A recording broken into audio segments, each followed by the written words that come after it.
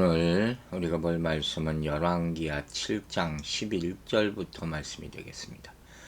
11절에서 20절 먼저 보겠습니다. 그가 문지기들을 부르매 그들이 왕궁에 있는 자에게 말하니 왕이 밤에 일어나 그의 신복들에게 이르되 아람 사람이 우리에게 행한 것을 내가 너희에게 알게 하노니 그들이 우리가 줄인 것을 알고 있으므로 그 진영을 떠나서 들에 매복하고 스스로 이르기를 그들이 성읍에서 나오거든 우리가 사로잡고 성읍에 들어가겠다 한 것이니라 하니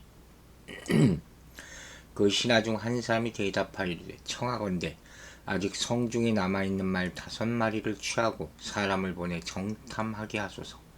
그것들이 성중에 남아있는 이스라엘 온 무리 곧 멸망한 이스라엘 온 무리와 같으니이다 하고 그들이 병거들과 그 말들을 취한지라 왕이 아람 군대 뒤로 보내며 가서 정탐하라 하였더니 그들의 뒤를 따라 요단에 이른즉 아람 사람이 급히 도망하느라고 버린 의복과 병기가 길에 가득하더라. 사자가 돌아가서 왕에게 알리니 백성들이 나가서 아람 사람의 진영을 노력한지라 이에 고운 밀가루 한 사에 한 세겔이 되고 보리 2수아가 한 세겔이 되니 여호와의 말씀과 같이 되었고 왕이 그의 손에 의지하였던 그의 장관을 세워 성문을 지키게 하였더니 백성이 성문에서 그를 밟음에 하나님의 사람의 말대로 죽었으니 그 왕이 내려왔을 때 그가 말한 대로라. 하나님의 사람이 왕에게 말한 바와 같으니 이르기를 내일 이맘때 사마리아 성문에서 보리 2수아를 한 세겔로 매매하고 고운 밀가루 한 수아를 한 세겔로 매매하리라 한즉 그때 이 장관이 하나님의 사람에게 대답하이르되 여호와께서 하늘에 창을 내신들 어찌 이 일이 있으랴 하매 대답하기를 내가 내 눈으로 보리라 그러나 그것을 먹지는 못하리라 하였더니 그의 장관이 그대로 이루어졌으니 곧 백성이 성문에서 그를 밟음에 죽었더라.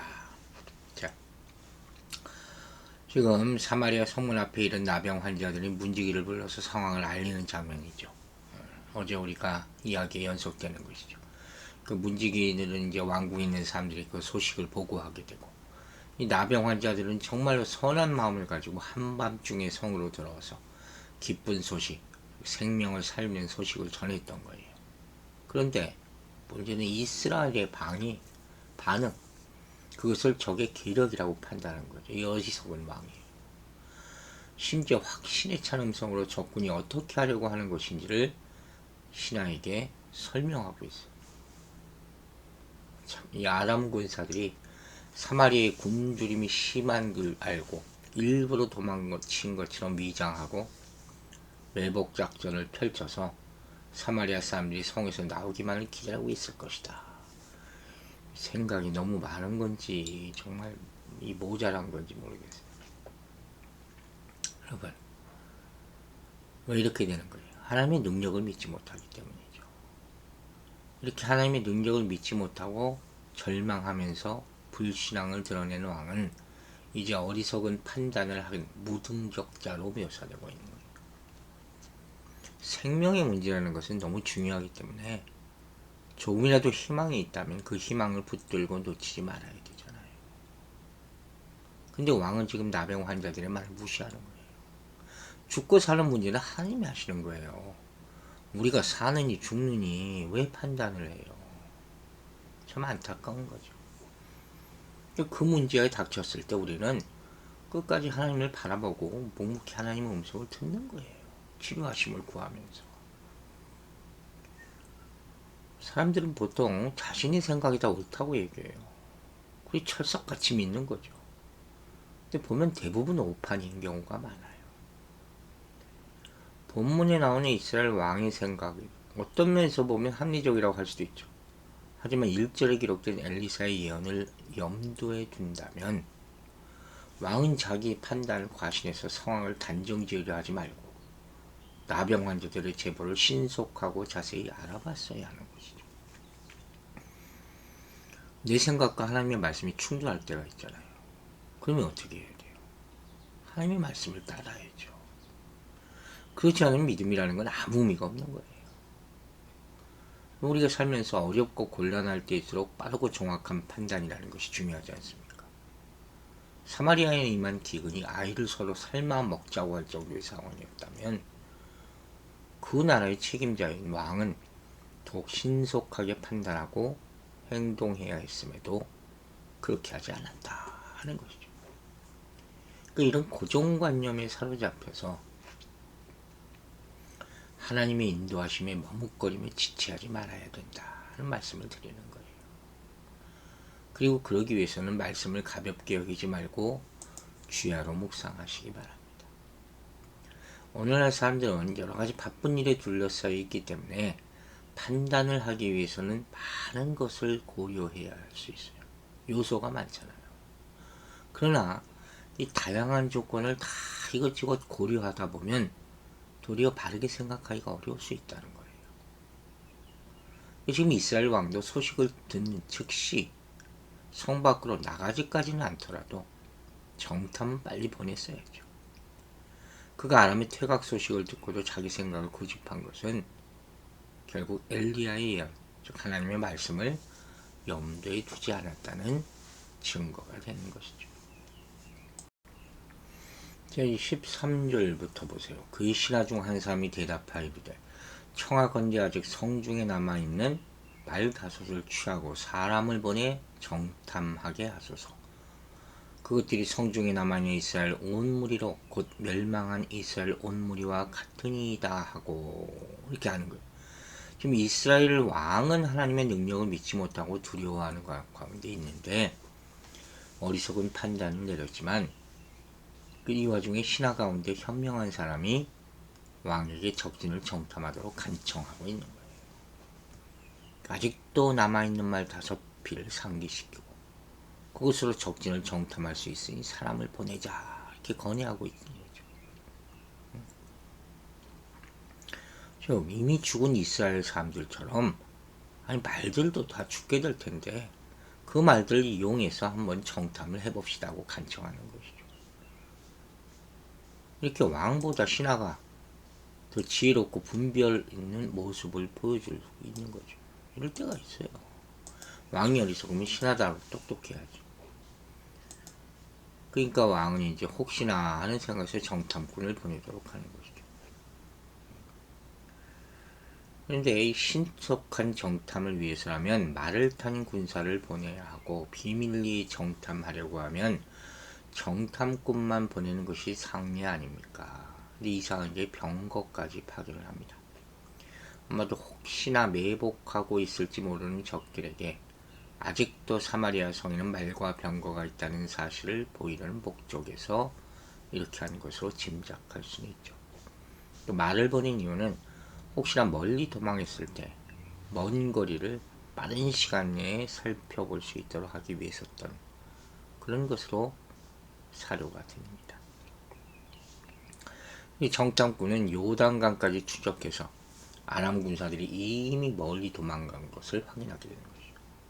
이 길에는 아람 군대가 황급히 도망하느라 버리고 간 의복과 병기가 널려 있었던 거예요.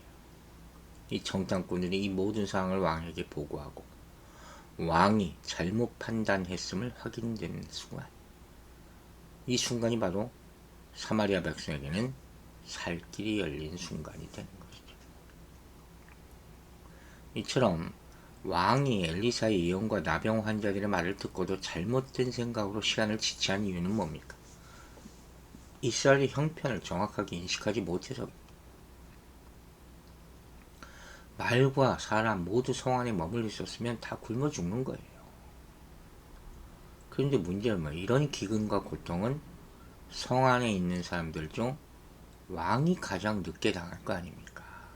왕 먹을 건 끝까지 준비해 줄 거니까. 그러니까 문제는 왕이 백성을 살피지 않았다는 것이죠. 왕이 백성의 고통을 항상 보면서 절박한 심정을 가지고 있었다면, 또한 1절에 나온 엘리사의 예언을 염두에 두고 살았다면 더 빨리 판단할 수 있었다 하는 거죠. 그나마 왕에게 충원하는 신하가 있었기 때문에 늦게나마 정탐을 보내서 나병 환자들이 전한 소식대로 아람 군대가 물러갔음을 이제 알게 된 것이죠.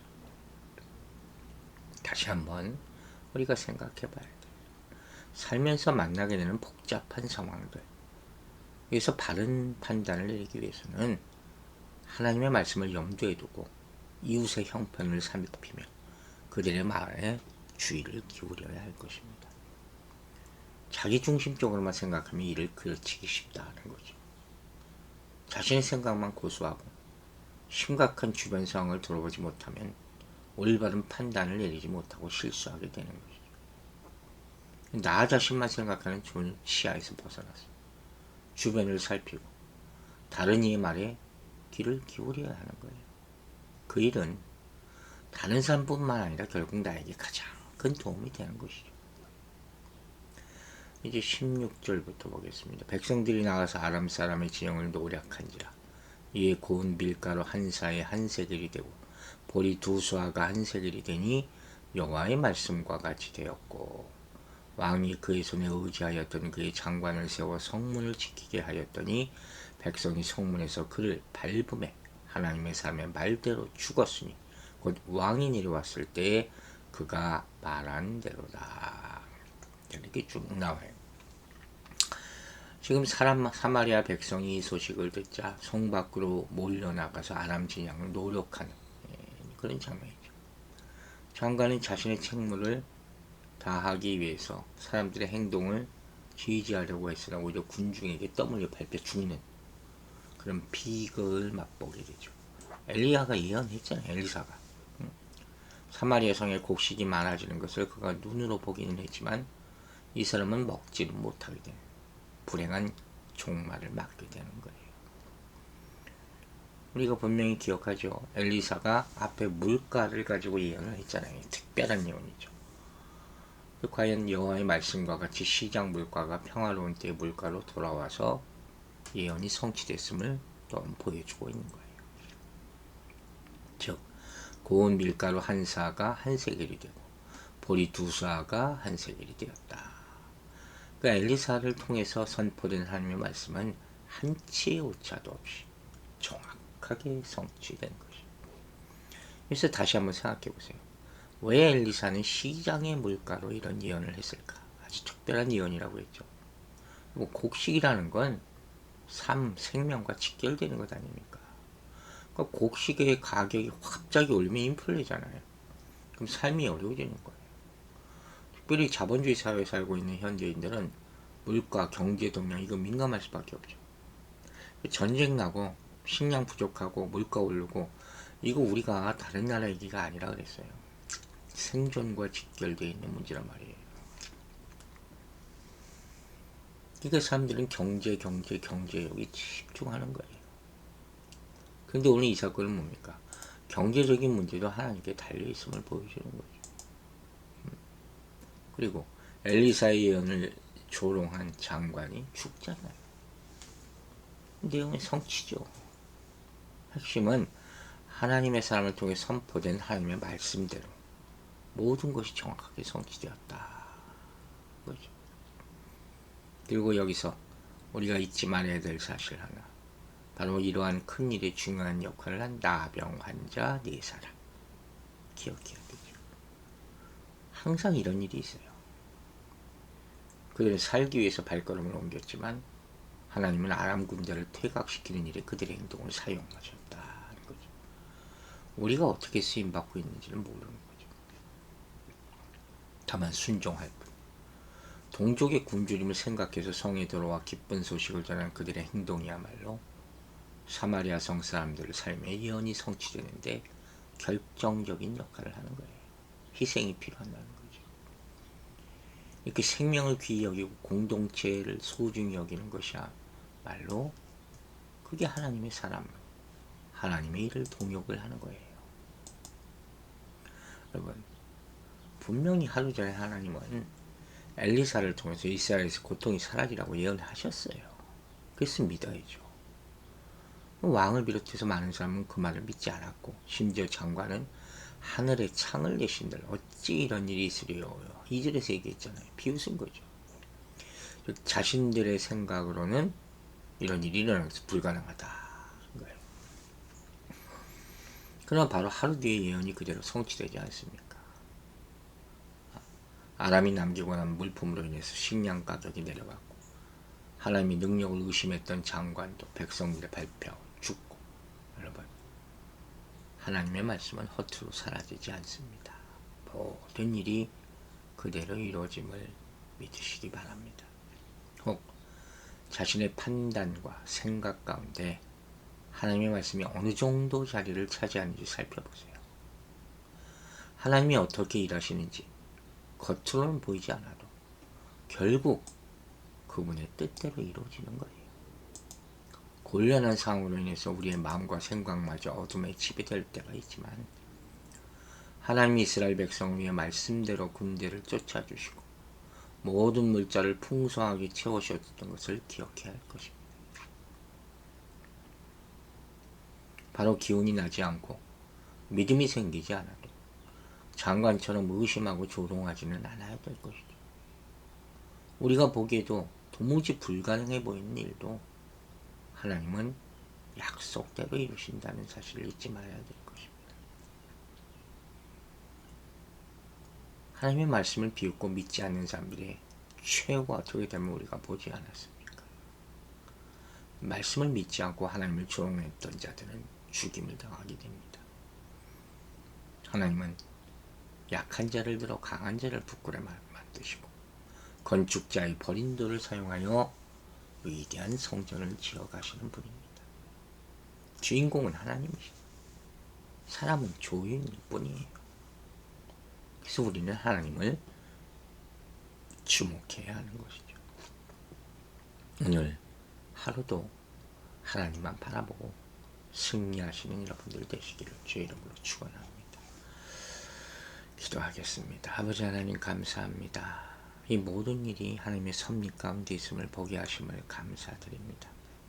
우리가 어려운 일을 당할 때, 판단하기 어려울 때 하나님의 말씀을 읽었던 것을 상기하게 하여 주시고 내 판단이 아니라 내 생각이 아니라 하나님의 말씀을 의지하게 도와 주시옵소서.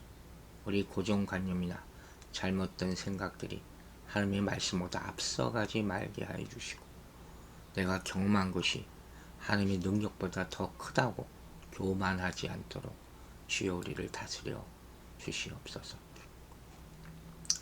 모든 문제, 특별히 우리 삶의 문제 때문에 항상 고민합니다. 경제적인 문제도 하나님의 손에 달려있음을 성경이 보여주고 있사온데 우리가 이것을 깊이 묵상하면서 우리의 삶의 문제가 진정을 하나님께 의지하고 있는 것인지 돌아보는 시간 되게 하여 주시옵소서. 하나님의 말씀은 허투루 사라지지 않음을 믿습니다. 말씀대로 우리 삶을 통해 역사할 수 있도록 도와주시옵소서. 감사드리며 예수 그리스도의 이름으로 기도했습니다. 아멘.